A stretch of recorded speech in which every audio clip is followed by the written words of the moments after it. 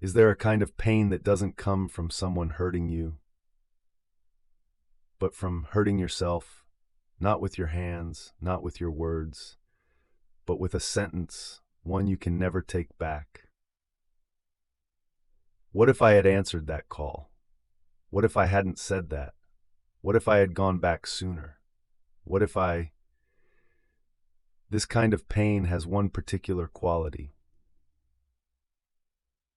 It doesn't fade with time, because what happened has already happened. But that what if stays inside you forever. We were talking about Achilles, wounded in his pride. He walked off the battlefield. Without Achilles, the tide turned fast. The Trojan hero Hector led his army forward, cutting through the Greek lines. The Greeks fell back. The losses were devastating. Achilles' closest friend, Patroclus, couldn't watch anymore. He went to Achilles and said, "Even if you won't fight, let me wear your armor. Let the Trojans think you've come back. Maybe just that will make them retreat." Achilles nodded, said nothing more. Patroclus put on the armor, took up the spear, walked onto the battlefield. At first, the plan worked. The Trojans saw that figure from a distance, believed Achilles had returned, and began to pull back. But Patroclus was not Achilles. He pushed too deep, drove straight into the Trojan lines. Hector recognized him. Hector killed him. The armor was stripped from his body. Hector put it on himself. Someone ran back to tell Achilles. Achilles fell to his knees, grabbed fistfuls of earth and pressed them against his face, his head. He wept, loudly, without restraint. Of all the heroes in the entire Trojan War, the most ferocious warrior, the most unbreakable man, fell to his knees and wept. Achilles was no stranger to death. He was a warrior. He had watched too many men die before his eyes. But this time was different, because this time he knew one thing. Patroclus didn't have to die. If he hadn't walked off the battlefield, Patroclus would never have needed to go up in his place. If he hadn't nodded, hadn't let Patroclus wear that armor, Patroclus would not have died there. That what if was the thing that broke Achilles. There is a concept in psychology called counterfactual thinking. It means, when something bad has already happened, the mind automatically runs a simulation, a version of what could have been different. If I had left 10 minutes earlier, if I hadn't been drinking that day, if I had just said it out loud, Psychologists have found this kind of thinking has a purpose. It helps us learn. It helps us make different choices next time. But it has a side effect. When the thing can no longer be changed, when that person is no longer here, counterfactual thinking becomes an endless loop with no exit. Because you know the answer. You know exactly what the other version looks like. But there is no going back. People like this cannot live in the present. They live in the world of, it could have been different. Sometimes people can accept tragedy when it is truly out of their hands. A natural disaster, an accident, something no one could control. They can say, there was nothing I could have done. The responsibility is not mine. But if there was one clear turning point, one moment where you made a choice, that turning point becomes a place you return to again and again, to look at it one more time. For Achilles, that turning point was the moment he walked off the battlefield, and the moment he nodded and let Patroclus wear his armor. He could not go back. There is something else. Before Patroclus died, had Achilles ever told him how much he mattered? Homer doesn't say. But the way Achilles broke down, that pain, wasn't only the pain of losing a friend. It was the pain of, I never let him know. This is so common.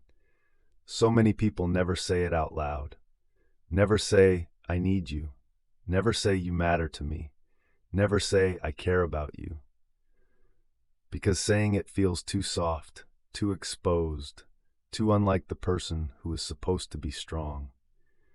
So those words stay inside, waiting for a better time, waiting until things settle down, waiting until the moment feels right. And then, that moment never comes. Have you ever known someone like this? A parent passes away, and only then does the regret arrive. How many times you almost called and didn't? How many times they asked if you were coming home? You said you were busy. Have you ever, after a relationship ended, realized you loved that person more than you had admitted to yourself? Have you ever, after someone disappeared from your life, understood how much weight they held, how central they were to the shape of your days? In psychology, there is a phenomenon called delayed grief. Some people don't cry when the loss happens. They seem calm, composed, like nothing has touched them. But months later, on an ordinary day, maybe just washing dishes, maybe sitting in a parked car, and suddenly they break. Not because the person or the loss has suddenly grown heavier, but because they finally let themselves feel the weight that had been pressing down on them all along. When Achilles walked off the battlefield, maybe he didn't fully understand how much Patroclus meant to him. Not until that person was gone. Some people don't lack love. They just assume there was still time. Have you ever seen this? Someone buried in work.